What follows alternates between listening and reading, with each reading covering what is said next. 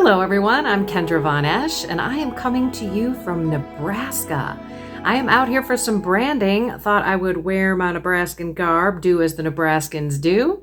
And I'm coming from the hotel room. Sorry for the ugly background.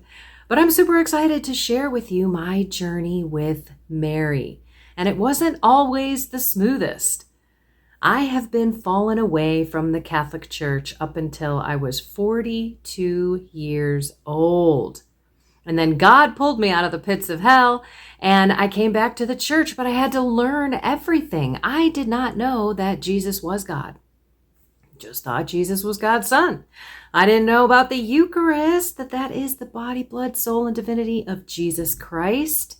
Didn't know that. And of course, when I came back to do more research, I didn't quite get Mary's role in the church. As a matter of fact, in my book, I have a chapter titled Mary, Mary, Mary. And I think like Marcia, Marcia, Marcia, the Brady Bunch, where Jan just kept saying, what's the big deal with Marcia?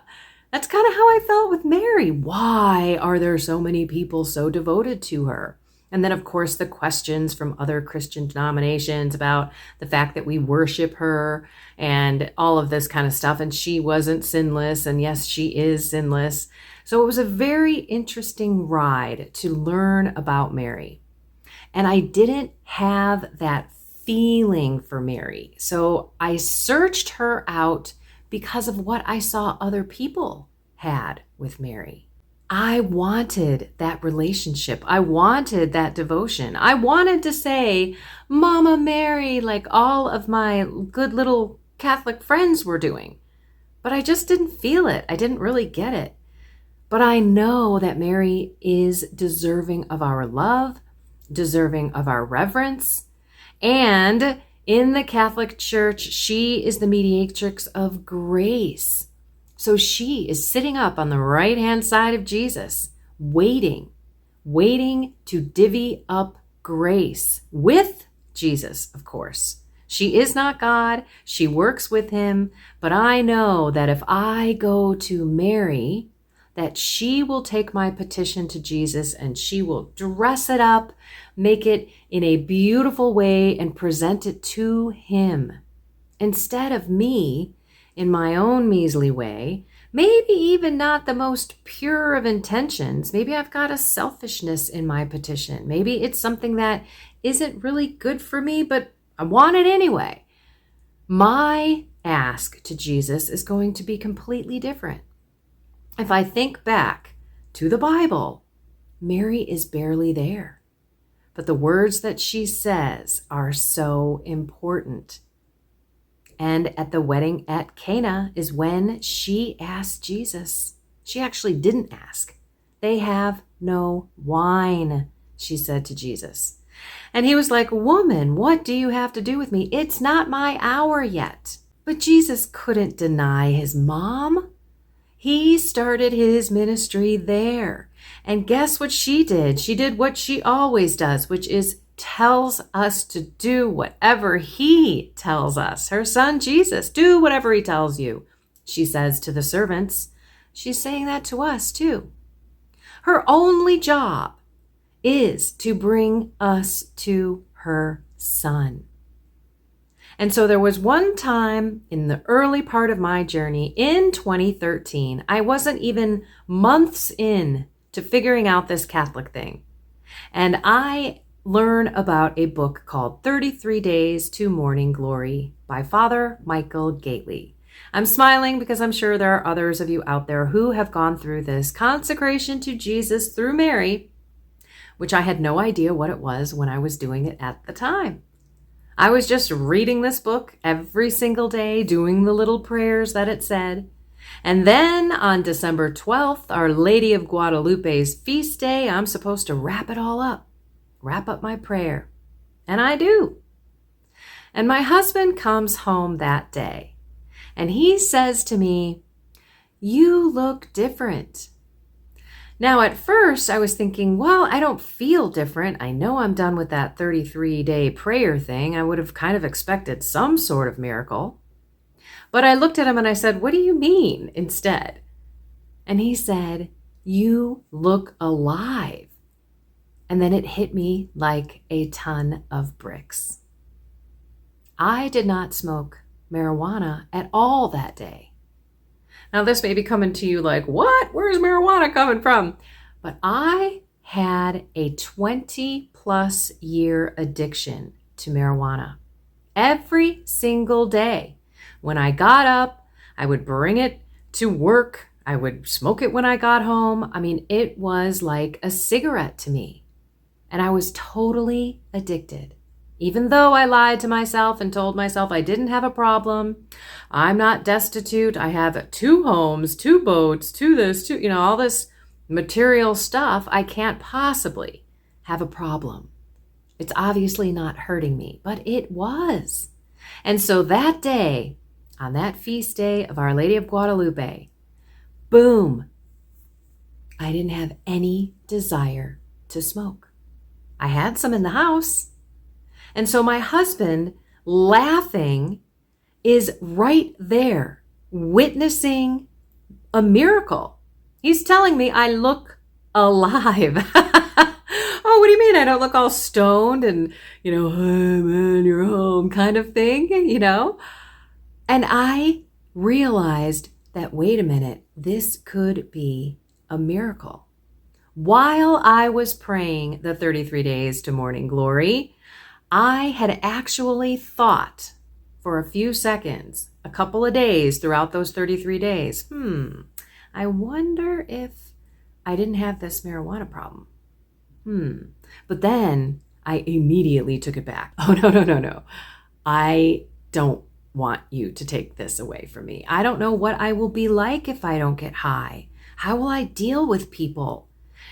What came into my life, or how I thought pot was really necessary in my life, was because I needed to calm down. I needed to chill my stress. I didn't realize that my true peace, my true joy, and my true calmness comes from within the Holy Spirit inside me, from God, not from anything on the outside. But at this particular moment, my husband and I witnessed a miracle, and it was Mary who took that petition, even though I was kind of wanting it, but kind of taking it back, to Jesus and said, you know what, can we help out this poor chick? She needs some help. And so there you go. I was healed. So that day turned into a week, turned into a month, turned into 6 months, and my husband got to witness it. Now you might think, how cool is that? And now for sure you've got this awesome relationship with Mary. Yeah, not so much. And a lot of people go to their own relationship with their mother.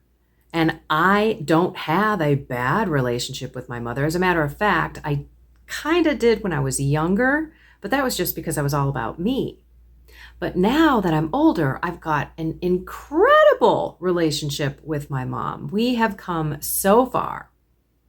But when I look at Mary, I don't look at my mom. I look at Jesus's mom. And I know that Mary, who was chosen by God, who magnifies the Lord, her soul magnifies him. I mean, that means God is really within her. Her beloved spouse is the Holy Spirit. I mean, Mary must have been a walking, talking, absolute, beautiful witness of Jesus. And that is who I started to get to know. And I started a 54-day novena, and I started to learn how to pray the rosary. And that was when I realized the first Saturday devotions.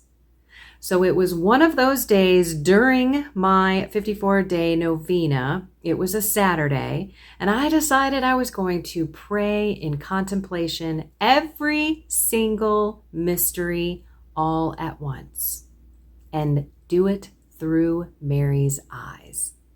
And that was when everything changed. That was when I could picture Mary in all of these different scenes in the Bible, and I could feel her heart. And I now look at her in a new light. But the very last thing was my 10th consecration to Jesus through Mary, I did not go back to the 33 days to morning glory. Instead, I used St. Louis de Montfort's book, True Devotion to Mary. And it honestly busted my heart open for this beautiful woman. And I look at her in a whole new way. I will tell you that it is an intense consecration. It does take some time. So if you're going to do it right. Make sure that you put in the time and allow your heart to open, because Mary is only there to bring you to her Son and to bring you to heaven. So regardless of what your relationship was with your mother, with any women on this earth, let's all take to heart that Mary is our mother. She is our perfect spiritual mother. And she is sitting right there with Jesus. And I heard plainly that the fastest way to get to Jesus is through his mother Mary. And every single saint has and had a devotion to Mary. That's the difference. So, if you're struggling with your relationship or you want a closer relationship with Mary, go to her Son. Ask Jesus to help you love his mother like he does. Trust me, nobody loves Mary more than God. Alrighty, everyone. I hope that you find Mary in your heart right next to Jesus, where she's always been. She never gets mad at us when we forget about her. So don't ever be ashamed. Just run to our Blessed Mother and know that in her blue mantle you will be safe and sound, and then Jesus's arms will be around you, and there you will stay in calmness and peace and joy and love. Alrighty, everyone. I love you all. Thanks for spending the time with me. Find something more with God, soul, mind, and body, and have a blessed and inspired day.